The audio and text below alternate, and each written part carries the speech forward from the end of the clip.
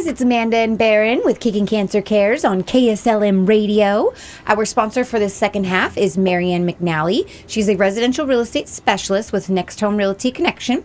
So if you're looking to buy a home, sell a home, or you're just not really sure where to start, she's definitely your go-to girl. You guys had heard her update on the first half. That was really difficult, to say the least. Her cancer's it's taken the fight, and it's not playing around, and so she's on some new treatments, and we will have an update hopefully mid-October. She'll get results and do scans at the end of September and probably give us some time to process what those may be. But if you guys could please keep her in your prayers extra right now, she could really use them.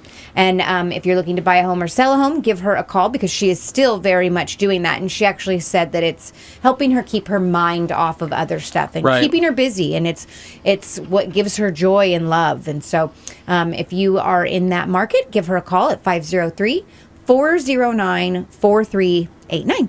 Well, and what I can tell you is she is now our 28th Go Team. Yes. What I didn't say in the first half is protocols have been put in place that just because Barron feels bad doesn't mean I can just go help somebody. Right. Somebody actually has to nominate, and because Brenda's in her third fight as well, Brenda nominated Marianne for the Go Team. I love that. And I met a gentleman in the community. He's the brand new manager of the Red Robin.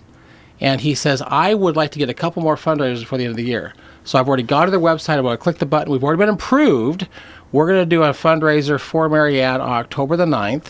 And it's going to be super simple. You just go to Red Robin. When you get there, you say Kicking Cancer or Marianne's name, one or the other. They click a button, and they're going to donate 20% of your meal back to us that we can then write a check to Marianne. Okay, so which Red Robin on what day again? So it's the Red Robin at Lancaster Mall. Okay. This is called Willamette Town Center now, but it's October the 9th, and it's a Wednesday, and all you have to do all day long, whether you're doing lunch, dinner, whatever, you just go eat at Red Robin. But you have to tell them that you're there for Kicking Cancer so they can push the button. And then 20% of everything that comes in will then be a check to us that we can then write a check to Marianne. Okay. I've got it programmed in my calendar so that looks like I'm having dinner at Red Robin on the 9th. And that's what a way to give back. Yeah, and he's like, I just want to get a couple more fundraisers. And I'm like, sign me up. Yeah. How do I do this? And we just fill this thing out, and it's all going to help Marianne out financially. Absolutely. But it's also a way for the community to show up at Red Robin. And, maybe Marianne says, I'm going to be here at 5 o'clock for dinner. Great. Come support Marianne and have dinner with her. Yeah. So as it gets closer, we'll give more updates on that. But perfect. That's Marianne's situation. I think what I love so much about her being a Go Team is that Marianne is someone that has poured into this community over and over with her time, love, energy, finances, everything. I mean, from doing stuff with KSLM Radio to Kicking Cancer to the Mavericks League, to her D-Day, to her dad's stuff. Everything across the board with Breast Friends. Yep. She has spread herself all over this community. And so to be able to give back a little bit is really rewarding. Yeah. She actually, when you talk about Mavericks League, which will tie into our second guest, Grant, but when we had this idea for the D-Day game, people don't realize that her father was one of the guys that in the show Band of Brothers. If you've seen the series Band of Brothers, her dad is one of them portrayed in there. So she is on a first name basis with Tom Hanks. I know. Unbelievable. I'm like, I call him Mr. Hanks. She calls him Tom. But she actually did reach out to Tom Hanks to try to get him to come to that baseball game. Oh, that would have been cool. Now, unfortunately, the idea came late enough that he was already booked. Right. But he did say, keep me in mind next year. Okay. And I can tell you that Grant and I both work at the stadium. I have a feeling that Tom Hanks showed up at a baseball game, that would be a big deal. Oh, yeah. But again, she knows Tom Hanks well enough because of what her dad went through in this whole series. She gives back in tons of ways, whether it's the book or real estate or whatever. So knowing she's in our third fight, I said, Brenda, we need a Go Team. Yep. So it's Go Team Marianne starting the 1st of October. I love it. I love it. Well, our guest last week, Casey, told her story. Yes. And I just wanted to recap a couple things from her story because it's going to kind of set a tone for a theme for the second half. Okay. And the theme is really perseverance. Mm-hmm. You know, whether it be Brenda, what she's going through, or Marianne, or as Grant tells his story, it's about perseverance. Whatever life throws at you, you have two choices. Yeah. Right? So I'm just going to hit a couple of the highlights from Casey's story, but it was October of 2007, so 17 years ago when she got her diagnosis. She was 48 years old, married, 2 kids. She had working on her master's program. But 7 months prior to that, she was having this really weird mystery disease. They couldn't figure out what it was. And she'd gone through all these tests. Finally, they do a test in August of that year, and she had 2 large masses on her liver. Wow. They were pretty severe. Once the diagnosis came back, she was diagnosed with stage 4. And again, for the listeners, stage is risk. Mm-hmm. Yeah. She had stage 4 large B-cell non-Hodgkin's lymphoma. Wow. And they found a football-sized tumor. I was going to say her tumor was huge. A football-sized tumor under her ribs. Wow. I mean, that's massive. Yes. But it was her motto that I thought is so perfect. She was in it to win it. Of course she was. She was in it. No matter what had to be done, she was in it to win it. And I do remember she had such a great attitude as we were talking to her. She's such a just burst of energy and joy. I loved and it. laughing. Yes. And even though she's telling this part that I'm going to reference here in a second, I heard her voice crack as she's trying to stay positive. Really? But she said it would have been late 2007. The stuff that she was doing wasn't working. And she was in Houston with the stuff she was doing. And her husband thought that she was going to die that night. Ugh. So she began writing her own will and testament while she was in Houston. And it was Thanksgiving, 2007.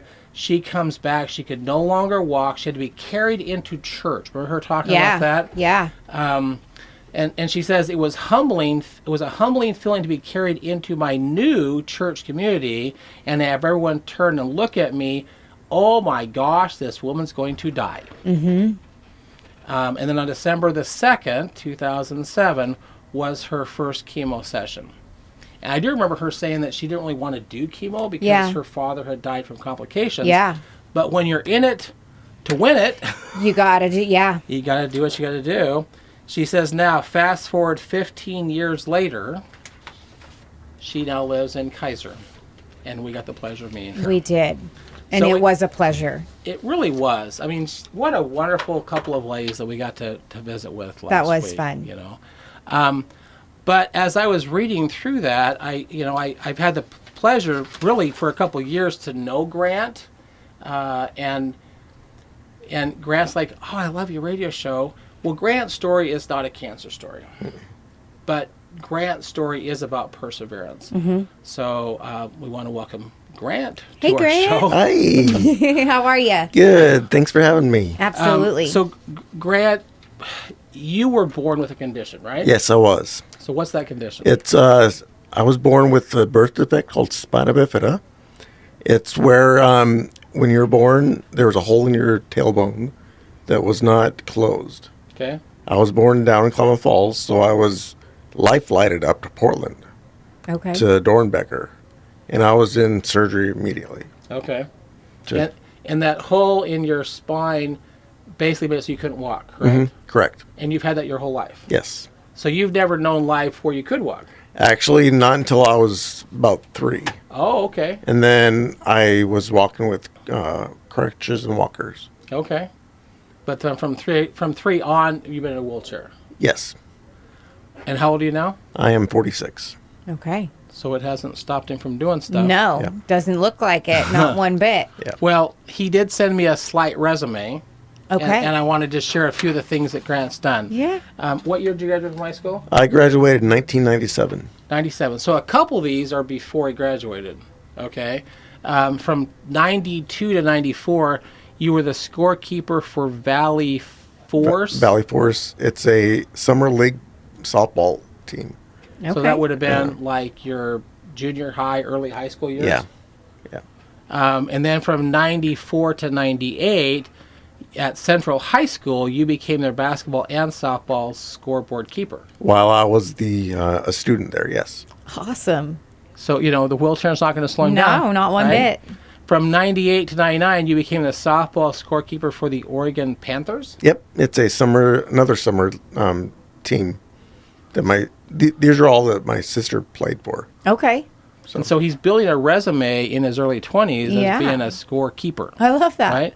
From 98 to 2000, you were the basketball scoreboard operator for Central High School. Correct. That's where I graduated from. Okay. But that led to an opportunity at Western University, didn't it? Correct. I was doing a conference playoff game, and the athletic director at Western Oregon University, he came down to me after the game and asked if I would like to do the scoreboard for Western Oregon University. Oh, wow. So, what an honor that probably was. You were probably like, yes, sign me up right now. Yes. And then from 2003 to now, till present, you actually, you're a member of the American Wheelchair Bowling Association. Correct. Okay. So tell me what exactly is wheelchair bowling. Okay. It's normally like stand-up bowling, wheelchair bowling. There's actually an event. It's called a up-down event where there's one wheelchair bowler, which is me, and three stand-up bowlers, which is like you guys. Mm-hmm. You guys stand up and bowl. Okay. I sit in the chair and bowl. It's all arm. So. Okay. Awesome. I see a trend here. You like sports. I do. So even though you can't play because you're in a wheelchair, you love sports. Yeah. So in 2019, which would have been about the time that I met the Salem Kaiser Volcanoes. Yeah. Because I was trying to get involved with Cancer Awareness Weekend. But you were interested in the Salem Kaiser Volcanoes as well, weren't you? Correct. My first year was the Salem Kaiser Volcanoes last year being affiliated. And what did you do for them that year? I did the scoreboard and video board. That's awesome.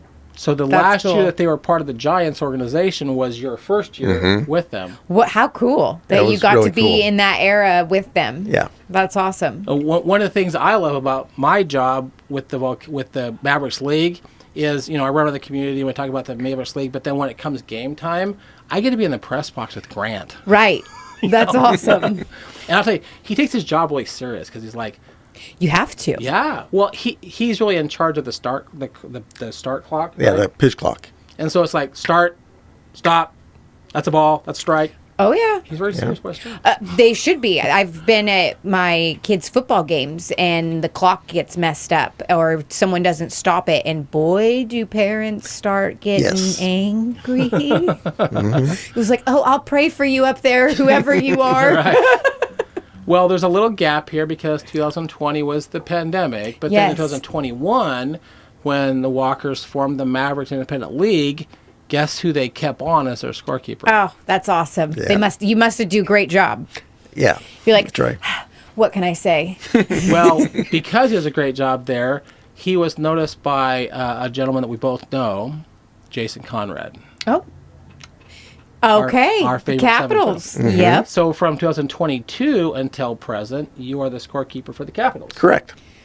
Okay. So you're definitely a sports guy through and through. And the great thing about the Capitals is they are actually part of the TBL. Yes. And if you ever get a chance to watch, the camera focuses about mid-court, but it looks right at Grant. Yeah. That's awesome. I'm in mid-court. You're like, hello. But then that actually caught the attention of Oregon State University, didn't it? Correct. Goodness. Actually, at Western Oregon University, and then that went through Oregon State from Western Oregon. Wow. Yeah. So what do you do at Oregon State? Same thing as I do at Western Oregon scoreboard. I do the volleyball, basketball, both men and women, and softball. Okay. In fact, I don't know if you guys noticed that Western Oregon or Oregon State women basketball, they were in the NCAA last year. Okay. And I did all 3 games That's awesome. in the 64 and 32. That's awesome. Do you ever get yelled at? I do, but it comes with the job. I don't think you're going to have somebody hate you on one aisle or the other because somebody's getting scores and someone's not. And so I can imagine that could be a really fun job, but probably also a little sticky sometimes. Yeah. You get good enough to shut them out. Yeah. Yeah. Well, ignore the crowd. Right. The one thing I did ask Grant to do, because you said a really fun job or not. Right. Because over all these years, Grant has seen a lot of baseball. And we were just laughing a little bit ago about a guy that we both know that plays, he's an umpire for the Mavericks League, and just an incident that occurred. But I just asked Grant, maybe you could share a couple of your favorite baseball stories with the audience. Yeah. This one was actually really fresh. Okay. Like, happened last night. Oh, fresh. Yeah. Really fresh. Okay. Okay, so there was a base hit to right field. The base umpire had to go out to the outfield to see if there's any interference or call. And the home plate umpire went to third base between second and third for a possible play. He biffed it. Oh, tripped on the stage, essentially. What do you call that? Turf? We called it Turf Monster. Turf Monster. Now, the one thing that if you get a chance to go to Volcano Stadium, just contact Amanda and she'll get a hold of me. But with us being turf out there now, it does have a different feel than grass. Yes. Oh, yeah. And to keep that turf down, there's actually 420,000 pounds of ground up tires. Whoa. So if you're watching a game and the player slides into second, you see this black stuff kick up. Those are actually ground up tires. How many pounds? 420,000 pounds of ground up tires are holding that turf down so it doesn't blow away. Yeah. Right? Except it's a different feeling than being on grass. It's hard. So Mr. Turf Monster, who took a fall, wasn't used to the feel. No, he was not. So that's slightly funny. But what's your favorite memory that you over these years? Oh, yeah. Something that really catches your attention. Actually, it happens to be before the games. Just this year, I found out that I could go into the batting cages and just hang out with them. Yeah. So I show up maybe 2 hours before game time. Yeah. And just hang out with them. Absolutely. That's cool. Yeah. You're like, if you be nice, I'll give you an extra score. No, I'm just kidding. That I'm just I kidding. cannot do. I know, I'm teasing. No, but you've gotten to the one thing that appealed was these players are coming from all over the world. We have players from Venezuela, and these guys are coming from the East Coast, and so you've gotten to know a lot of the players on a personal level. Yeah. In fact, my first and second year of the Maverick League, they found out that I am a bowler, and I invited them to come out and bowl with me at the rec. That's cool. So. That's cool. So you took your professional career and made some really good personal relationships from it as well. Correct. That's awesome. That's Well, really I know cool. that Grant's story is not cancer related, but I think it's definitely a story of perseverance. Absolutely. Right? Just yeah. starting out in high school as a scorekeeper, and then now you've actually been paid by Oregon State University to do That's scorekeeping. But he and I are both wearing orange for a reason, because the cancer story does hit home for you, doesn't it? It does. What can you share that with us? It was my back in 2008. My grandfather died of leukemia, I'm so sorry. and that actually, I was actually on the getting ready to go to the bowling tournament, and my dad gives me a call and says, "We need to go down to Klamath Falls," because my tournament was down in Santa Cruz, California. And so we left maybe a day or two early before my tournament to check up on my grandpa. He was actually ambulanced to the hospital. Oh, So, I'm so sorry. yeah. Well, I think you and I both said that cancer touches almost everybody anymore. It really does. I Pretty hard to find somebody who it hasn't touched. truly. Yeah. And And you had mentioned somebody else in your family who had lung cancer? no, my mother, she had ovarian, Ovarian Oh. cancer. but she's still living. That's awesome. Yeah. she got it and fought it and beat it. That's awesome. And her sister is going through breast. Okay. So. It's a lot of people. Yeah. Well, I thought it would be interesting to just take some fun stories of baseball. Yeah. But, we've got these people like Brenda and Marianne and Casey that are just, there's perseverance. Yeah, absolutely. In what they're doing. And the cool part is they're here in our community. Right. They're right here. Yeah. Yeah. Well, speaking of right here in our community, I've taken the listeners for a little timeline. Yeah. And we were having so much fun last week with Casey and Melissa that I missed the timeline last week. And we were having a blast. It was actually the drinks. That passion fruit drink. That grapefruit. Or grapefruit. I cannot stop thinking about it. I actually need to reach out and be like, I need the exact recipe because that was phenomenal. It really was good. It was good. Well, and the look on your face when you tried the green one. I was really surprised. Because you don't really like the green drinks. Well, I always thought like it would taste like grass. Yeah. And I don't like grass. It's not a preferred taste. Yeah, right. And I don't know if I got that from like the Jamba Juice back in the days, the grass booster type of shots, things. I'm not sure.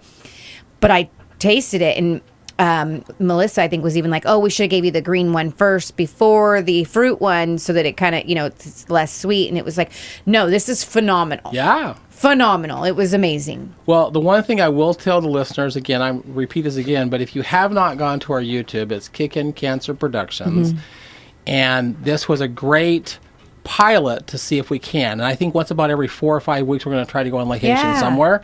But what Ashlie may not even know this yet, but I showed the gals at YouTube and visited with them. They were so thrilled with how well Ashlie did. Ashlie is going to get a complimentary session. You'll have to let us know how that goes. I'm excited. I actually would be excited too. Right? Me personally, when I first heard about it, I'm like, I'm not sure what that sounds. But I actually feel a whole lot more comfortable if I was to go in and do it than Same. When I first heard what they do. Same. And I think it could be more after hearing and talking with them, not necessarily a medical necessity, but also self-care. Yeah. To make sure that you're healthy and you're cleaned out. And it doesn't, like getting ahead of the game versus treating something once it's here. But if you've got things like her little, I call it a little poop chute cleaner, then you can get ahead of it. Right. And so it's a self-care thing, in my opinion. Well, the story about the big guy that didn't want to be there in the first place, I'm like, okay, well, that guy just dispelled all my myths. Like, I'm not scared of it anymore. Right. Well, in our timeline, it was October of 2021, so it was a couple years ago, and the Go team then his name is Jeff Morrison. Jeff had been diagnosed with pancreatic cancer. And most of our Go teams are like something for somebody, right? Dancing for Doreen or whatever. He didn't really want that word "for" in there. Everybody just called him just Jeff. It was just Jeff. Mm-hmm. So we had a bunch of purple shirts made up that said just Jeff on them. Jeff. And we did a fundraiser at Top Golf. Okay. Up in Hillsboro. Yeah. And a whole bunch of his friends came up. And if you've never been to Top Golf, it's a ton of fun. I always say it's bowling meets darts because it's a golf ball and a golf club, but you're hitting the ball towards a target. Okay. And the target, you get more points the closer you get to the target. So that's why it's like darts. And you play 4 people. So like bowling, you're getting up, taking your turn to hit the ball. Mm-hmm. But a whole bunch of his friends came up for that event, and we raised some money to help Jeff out because it was just Jeff. Mm-hmm. And that was our event that we did a couple of years ago. But the other thing that I want to remind the listeners of is we know that you are out there. We know you got our shirts. We know that we wear them. We've had a couple so far that have actually sent pictures in. Yes.